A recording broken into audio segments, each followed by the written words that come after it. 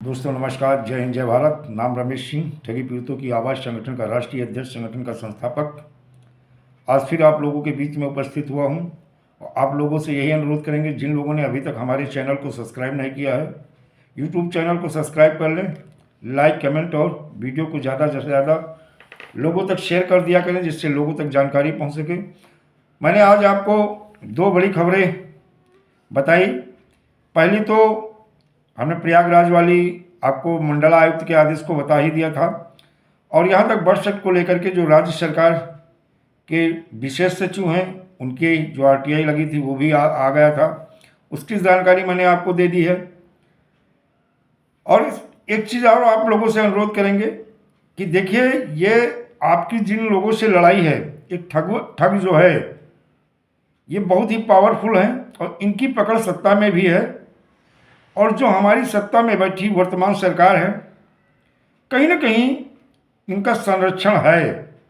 जो ठगों को आज भी बचाने का काम किया जा रहा है कि बहुत सारी कंपनियों की प्रॉपर्टी को लेकर के हम जानते हैं कि उनकी प्रॉपर्टी अटैच हुई, सेल आउट हुई, वो पैसा भी आज सरकार की अथॉरिटी और सरकार के पास है। लेकिन पीड़ित जमाकर्ताओं को शोषण किया जा रहा है, उनके भुगतान को विलंब किया जा रहा है, और न देने की नीयत और मंशा से कहीं ना कहीं उल्टे सीधे घोषणाएं कर देना, गुमराह करना। और यही आजकल कुछ संगठन भी कर रहे हैं, जो कि बिना भुगतान के माननीय प्रधानमंत्री जी का धन्यवाद देते हैं, अभिनंदन वंदन कर रहे हैं। मैं समझ नहीं पा रहा हूं कि हिंदुस्तान के 42 करोड़ पीड़ित जमाकर्ताओं का भुगतान तो हुआ नहीं। 5 लाख लोग आत्महत्या कर चुके हैं, करोड़ों लोग आत्महत्या की कगार पे खड़े हैं।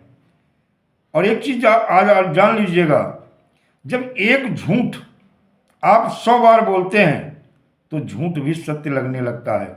इसी तरह से आपने ऐसे चालाक और चतुर, जो कि झूठी बातों को इतना बढ़िया ढंग से प्रस्तुत करता है, उसकी बातें आप लगातार सुनते हो तो लगता है कि वो सत्य है, और जो सत्य है उससे आप काफ़ी दूर हो जाते हो। जब सत्य का आप सामना ही नहीं करोगे तो भुगतान कैसे मिलेगा।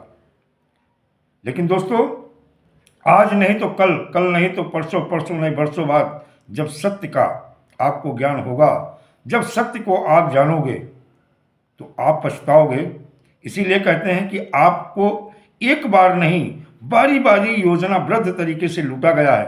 कभी ठग कंपनी द्वारा, तो कभी ठग क्रेडिट कोऑपरेटिव सोसाइटी द्वारा, और कभी ऐसे ठगों के माध्यम से जो कि एक देखा जाए एक समूह, एक संगठन बना करके सहयोग राशि के नाम पर, प्रधानमंत्री के अभिनंदन के नाम पर, वंदन के नाम पे लाखों नहीं करोड़ों रुपए आज की डेट में ले रहे हैं और लोग दे रहे हैं। मैं आश्चर्यचकित हूँ।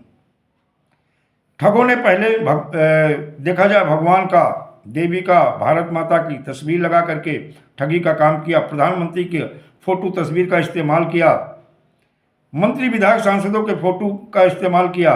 आज उसी तरह से नाम नहीं लेंगे, लेकिन कोई ना कोई संगठन प्रधानमंत्री के नाम पर भी करोड़ों रुपए की वसूली कर रहा है। खैर, समय के गर्भ में बहुत कुछ है, और समय पे सारा जवाब दे देगा।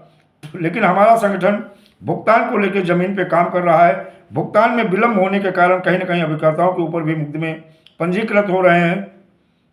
हम कहीं ना कहीं थाना कोतवाली में भी लगातार हमारी टीम लगातार प्रयास कर रही है और उन्हें बचाने का भी काम कर रही है, क्योंकि उन्होंने पैसा जमा करके ईमानदारी के साथ बांड और रसीद दे दी थी।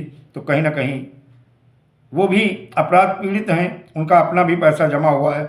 आज इसी तरह का मैटर उत्तर प्रदेश के जिला कौशाम्बी में भी आया, जिसको लेकर के हमारे संगठन के राष्ट्रीय उपाध्यक्ष राम लखन पाल जी, जो प्रयागराज से हैं, कौशाम्बी जनपद के कौशाम्बी थाने में अभिकर्ता देखा जाए रीता देवी के पति दारा सिंह के खिलाफ निवेशक गिरीश चंद्र जनपद कौशाम्बी ने एसएसपी कार्यालय में प्रार्थना पत्र दिया था। वहाँ पे हमारे संगठन के राष्ट्रीय उपाध्यक्ष राम लखन पाल जी, पुरुषोत्तम जी पुष्पराज जी और रामराज जी थाना कौशाम्बी में जाकर मामले को पूरी जानकारी दी और जानकारी देने के बाद मामले को सुलझाने का लगातार प्रयास करते रहे। बाद में वहाँ के एसआई साहब से मेरी बात कराई गई। एसआई साहब से बात होने के बाद में फिर एसआई साहब को जैसे मैंने पूरी चीज़ें बताई और जब पूरी चीज़ों को उन्होंने समझने के बाद में ये मामला फिर वहाँ से रफा दफा हो गया, यानी पीड़ित जमाकर्ता भी संतुष्ट हुआ और अभिकर्ता भी थाने से अपने घर जा पाया। दोस्तों, ये बड़ी बात है। हमारा संगठन निरंतर जमीन पे काम कर रहा है। निवेशक को भी कैसे भुगतान होगा वो रास्ते, वो तरीके बताता है, उसके लिए लड़ाई लड़ रहा है। वहीं विलंब से जो भुगतान हो रहा है, इसके वजह से कहीं ना कहीं ये दिक्कतें, ये परेशानी आना शुरू हुई हैं। लेकिन कुछ अंधभक्त आज भी ऐसे हैं, भुगतान न मिलने के बावजूद वंदन और अभिनंदन कर रहे हैं। भुगतान न मिलने के बाद में जो विक्टिम है, पीड़ित है, जिनका पहले से इन कंपनी, ठग कंपनी और क्रेडिट कोऑपरेटिव सोसाइटी ने लूटा है, उन्हें फिर सहयोग राशि के नाम पर लूट का काम किया जा रहा है।